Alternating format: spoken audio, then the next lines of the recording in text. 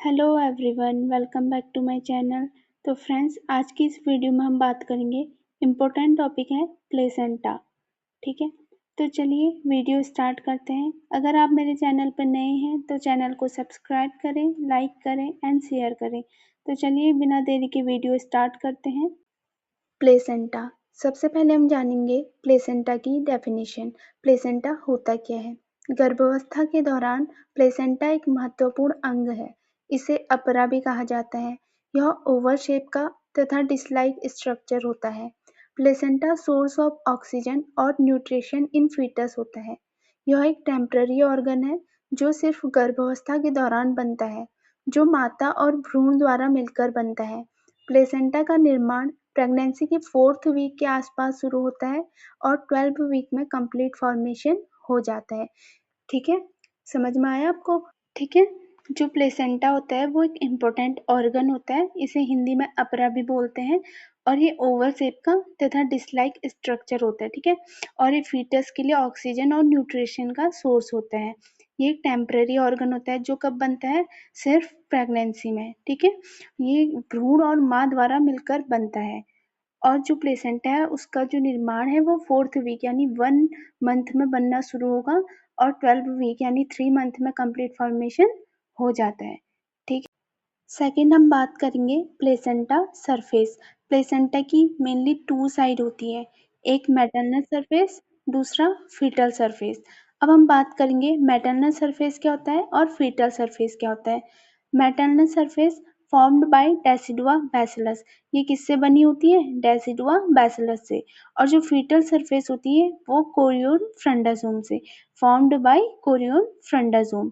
और जो maternal surface है उसमें membrane and cord are not attach, यानी मेम्ब्रेन और कॉर्ड अटैच नहीं रहती। बट जो फीटल सरफेस है उसमें अम्लाइकल कॉर्ड अटैच रहती है सेंटर से।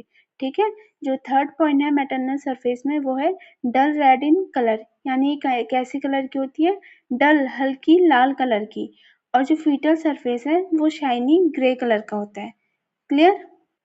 हाँ जी, अब हम देखते हैं कुछ की पॉइंट। ठीक है, ये बहुत इंपॉर्टेंट है, आप इनके स्क्रीनशॉट ले लो या नोट डाउन कर लो क्योंकि बार बार एग्जामिनर इसमें से क्वेश्चन पूछते ही पूछते हैं।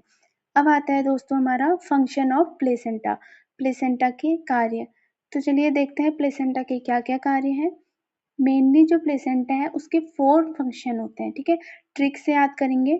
RNEH, RNEH। ठीक है, R का मतलब होता है रेस्पिरेटरी, N का मतलब होता है न्यूट्रिशन, E का मतलब होता है एक्सक्रेटरी और H का मतलब होता है हार्मोन।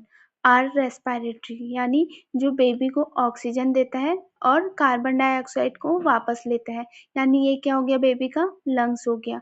सेकंड है न्यूट्रिशन, N पर nutrition, glucose, vitamin, fatty acid baby को देता है, यानी बेबी का टिफिन बॉक्स। ठीक है, ऐसे याद करो। ई का मतलब एक्सक्रेटरी, यानी बेबी का जो यूरिया है, जो भी वेस्ट प्रोडक्ट है वो माँ के ब्लड में डालता है। ठीक है, यानी बेबी का टॉयलेट है। ठीक है, इतना क्लियर हो? फोर्थ हमारा आता है एच फॉर हार्मोनल। ठीक है, जो HCG है, प्रोजेस्टेरोन है, एस्ट्रोजन है, वो बनाता है, प्रेगनेंसी का बॉडीगार्ड है। ठीक है, अब इसको आपके लिए और भी इजी बना देते हैं, 1 लाइन में याद करो इसको। ठीक है, प्लेसेंटा की फंक्शन। बेबी का लंग्स, बेबी का लंग्स क्या है? रेस्पिरेटरी। टिफिन बॉक्स, बेबी का टिफिन बॉक्स क्या है? न्यूट्रिशन। टॉयलेट, बेबी का टॉयलेट क्या है? एक्सक्रेटरी। और बॉडीगार्ड हार्मोनल। ठीक है, आई होप कि आपको इतना समझ में आया। अब हम देखते हैं प्लेसेंटा का डायग्राम।